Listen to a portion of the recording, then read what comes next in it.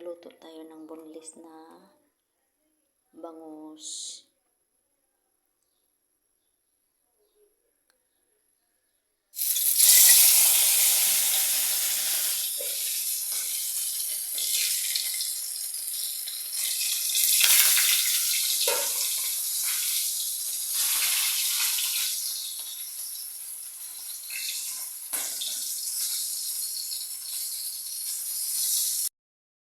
Luto na siya. Naalisan ng buntot yung isa dahil binigay ko sa pusa. Ang isang piraso ibinigay ko rin sa pusa ko. Kaya kung anong ulam ko, yun din ang ulam niya.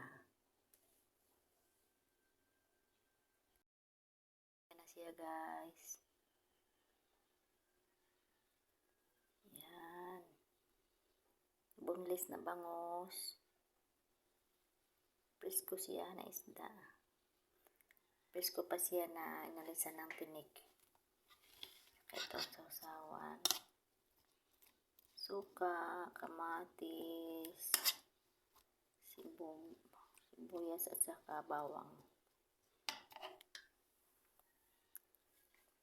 Yan.